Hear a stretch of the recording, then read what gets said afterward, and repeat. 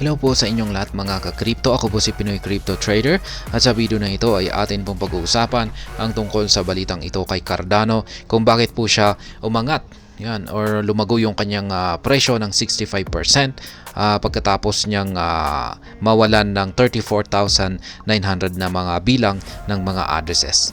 At ayan, bago po tayo magpatuloy ay nais ko lamang po munang bigyang linaw ang aking disclaimer kung saan ang nilalaman po ng video na ito ay hindi po ito isang financial advice. For education and information purposes lamang po ang layunin nito. Maliban po dito ay nais ko na rin pong magbigay babala na wala pong kahit anumang group chat ang Pinoy Crypto Trader. Ayan, sabi po rito ay an interesting Cardano on-chain metric has linked its recent growth rally to a significant drop in wallets holding a small amount of cryptocurrency. Kaya ayan, yung paglago raw ni Cardano or ADA ay mukhang meron daw po itong kaugnayan sa pagbagsak or pagbagsak sa bilang ng mga wallets na may laman na small amount or maliliit lang laman ng mga cryptocurrencies. The data presented by crypto analytics platform Sentiment showed that the mysterious loss of small wallets on November 17 might account for the turning point in price the protocol recorded afterward. Kaya yan, base po yan kaya Sentiment. Siya raw po ay siya yung nakapagsabi rito na malamang yung mga pagtanggal sa mga small wallets na ito noong November 17 ay maaring ito daw yung siyang nagdulot sa paglago or pag-angat ng presyo ni Cardano. According to the insight shared by Sentiment, the price of Cardano has jumped by about 65% since this mysterious address exodus, with 98.1% of the addresses involved holding 1 to 10 ADA. Kaya yan, yung mga wallets daw po na ito ay mula sa misteryosong address ng Exodus. Yan, 98.1% po ng mga addresses na ng Exodus na ito ay may hawak na 1 to 10 na ADA or Cardano. Kaya yan, sino kaya ang bakit kaya may mga laman yan na 1 to 10 na ADA? At the moment, Cardano's price still remains in the green, trading at 0.5947 after surging 9.41% in the past 24 hours. The elevated price outlook has pushed its market cap by the same rate to $20.9 billion.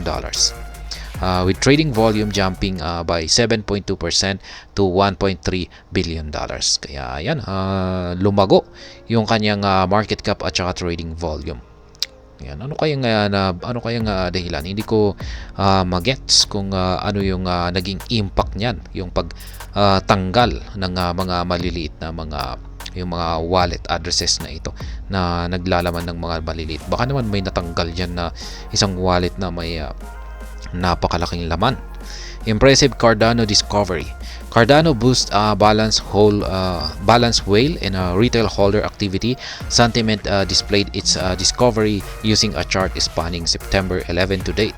From at least September 25 until November 17, the number of addresses holding 10 to 100 ADA stayed relatively flat until it drastically slumped. Per Sentiment data, 34,900 addresses within this category were lost. This class of addresses stayed flat until earlier today when Sentiment collected the data.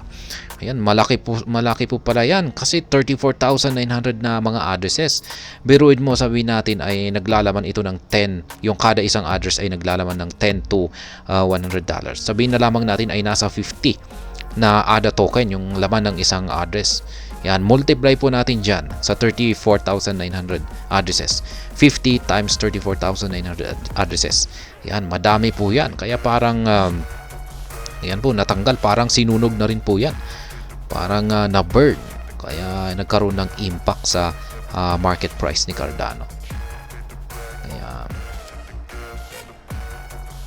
ayan po yung November 17, Cardano network suddenly loses 34.9k wallets that had greater than 0 ADA. Almost all had between 1 to 10 Cardano. Kaya yan, ito raw po yung yan, nakikita po natin yung yung mga mga line po dito. Yan, mga linya na ito. Ayan, nakikita po natin na bumagsak po sila dito.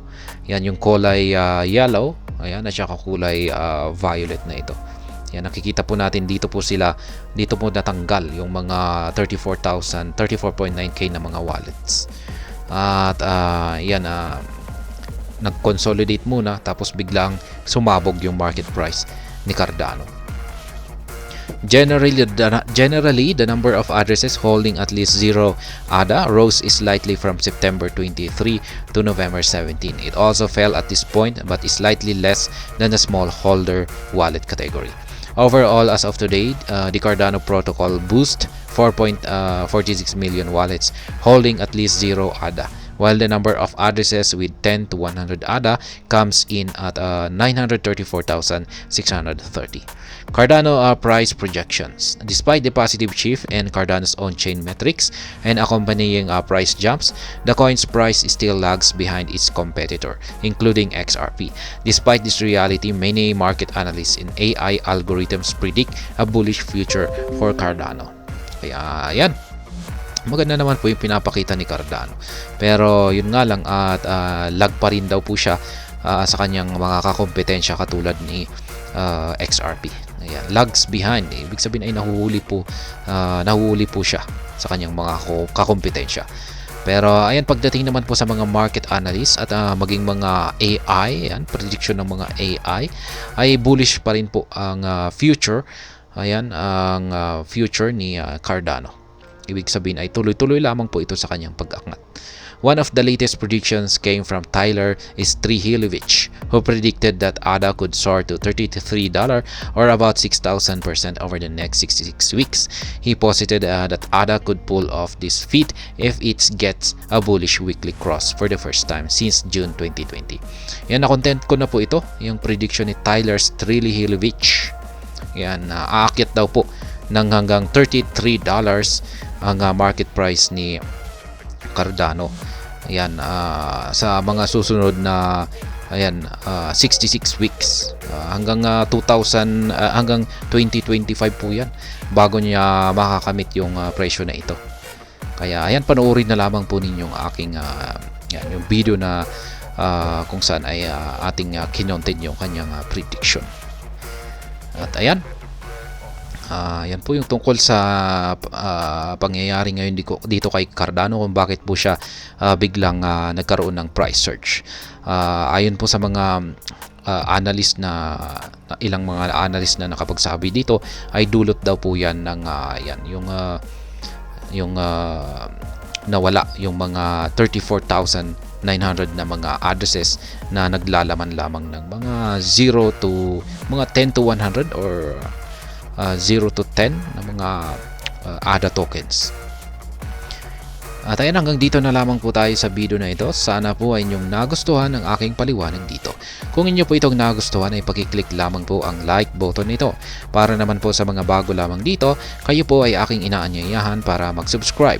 Pakiclick na rin po ang bell icon nito dahil ito po ang siyang magsisilbing notification nito sa mga bago kong videos na akin pong ina-upload sa aking YouTube channel na ito. Marami pong salamat sa panonood. Ingat po tayo lagi at God bless po sa ating lahat.